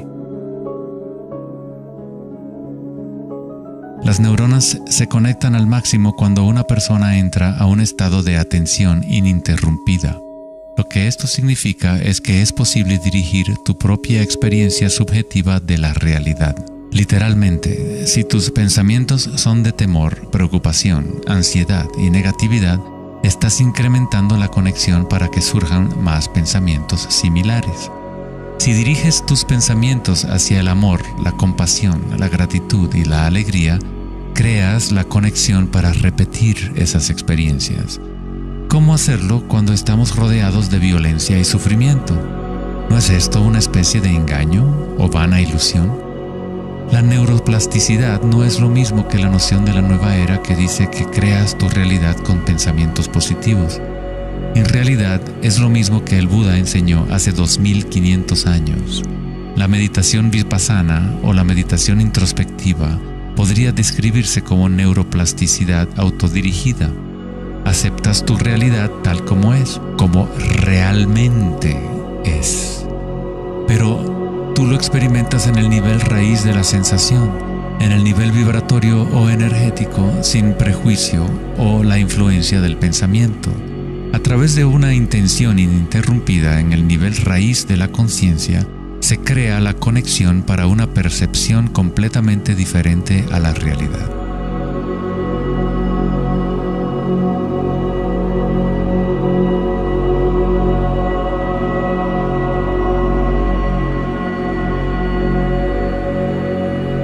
La mayor parte del tiempo lo entendemos al revés. Estamos permitiendo constantemente que las ideas sobre el mundo exterior conformen nuestras redes neuronales, pero nuestra ecuanimidad interior no tiene que estar supeditada a acontecimientos externos. Las circunstancias no importan, solo mi estado de conciencia importa. Meditación en sánscrito significa estar libre de cualquier tipo de medición o evaluación, libre de toda comparación, de todo devenir. No estás tratando de convertirte en algo más, estás de acuerdo con lo que es. La forma de superar el sufrimiento del reino físico es aceptándolo por completo, decirle que sí a todo para que se convierta en parte tuya en vez de tú ser parte de eso.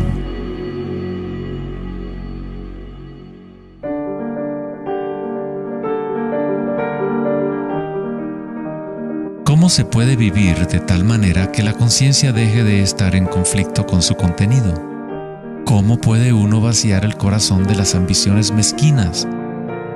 Debe haber una revolución total en la conciencia, un cambio radical en la orientación del mundo exterior al interior. No es una revolución provocada solo por la voluntad o el esfuerzo, sino también por la entrega total, la aceptación de la realidad tal como es. Solamente desde el corazón podemos tocar el cielo. Rumi. La imagen del corazón abierto de Cristo transmite de forma poderosa la idea de que uno debe abrirse al dolor. Uno debe aceptar todo si desea permanecer abierto a la fuente de la evolución. Esto no significa que te conviertes en un masoquista. No buscas dolor, pero cuando el dolor viene, lo cual inevitablemente ocurre, simplemente aceptas la realidad tal como es en lugar de anhelar otra realidad. Los hawaianos han creído durante mucho tiempo que es a través del corazón que aprendemos la verdad. El corazón tiene su propia inteligencia, tan obvia como la del cerebro. Los egipcios creían que el corazón, y no el cerebro, era la fuente de la sabiduría humana. El corazón era considerado el centro del alma y la personalidad. Era a través del corazón que se expresaba la divinidad, impartiendo conocimientos a los antiguos egipcios sobre su verdadero camino. Este papiro representa la medición del peso del corazón.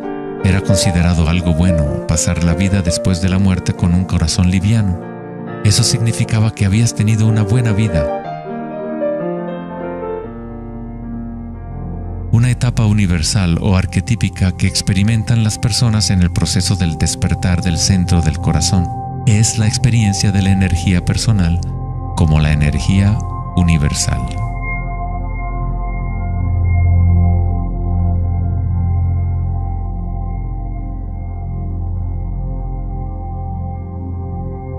Cuando te permites sentir este amor, ser este amor, cuando conectas tu mundo interior con el mundo exterior, entonces todo es uno.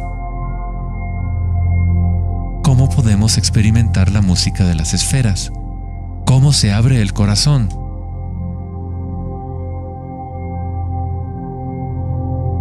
Sri Ramana Maharshi dijo: Dios habita en ti, como tú, y no tienes que hacer nada para ser consciente de Dios o de ti mismo. Ya es tu estado verdadero y natural. Solo abandona toda búsqueda, dirige tu atención hacia adentro y sacrifica tu mente al único ser irradiando en el corazón de tu propio ser.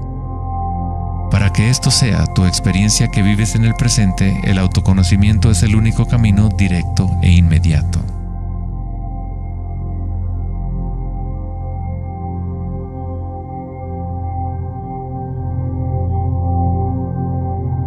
Cuando concilias y observas las sensaciones internas, tu vitalidad interior, estás observando en realidad el cambio. Esta fuerza del cambio es el surgimiento y la muerte que ocurren cuando la energía cambia de forma.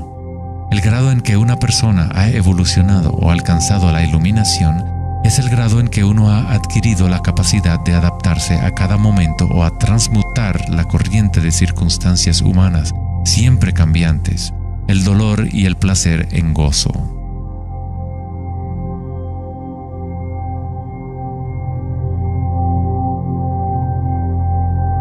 Leo Tolstoy, autor de La Guerra y la Paz, dijo que todo el mundo piensa en cambiar el mundo, pero nadie piensa en cambiarse a sí mismo.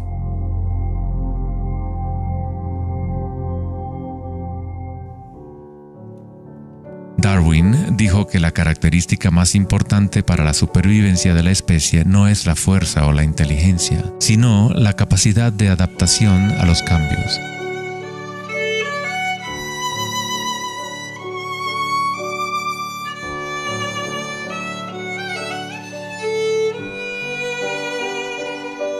Debemos convertirnos en expertos en adaptación. Esta es la enseñanza budista de Anicca. Todo está surgiendo y desapareciendo, cambiando. El cambio es constante. El sufrimiento existe solo porque nos apegamos a una forma particular.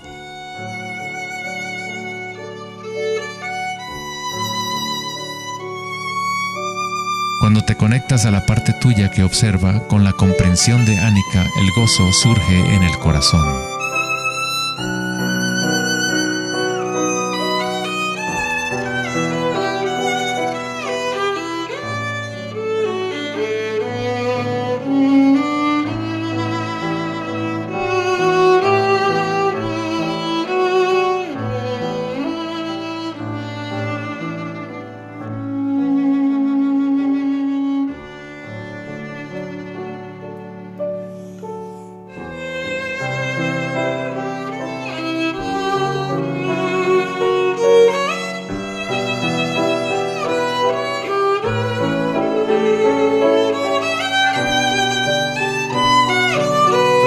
Santos, sabios y yogis a lo largo de la historia han descrito de una manera unánime la unión sagrada que se produce en el corazón, ya sean las obras de San Juan de la Cruz, los poemas de Rumi o las enseñanzas tántricas de la India. Todas estas enseñanzas diferentes tratan de expresar el misterio sutil del corazón. En el corazón, esta es la unión de Shiva y Shakti, la penetración masculina en la espiral de la vida y la entrega femenina al cambio. Atestiguar y aceptar de forma incondicional todo lo que es. Con el fin de abrir tu corazón, debes abrirte a los cambios. Vivir en el mundo aparentemente sólido, danzar con él, comprometerte con él, vivir en plenitud, amar por completo, pero sabiendo que es transitorio y que, en última instancia, todas las formas se disuelven y cambian. El gozo es la energía que responde a la calma. Surge al vaciar la conciencia de todo contenido. El contenido de esta energía de gozo, producto de la calma, es la conciencia. Una nueva conciencia del corazón. Una conciencia conectada a todo lo que es.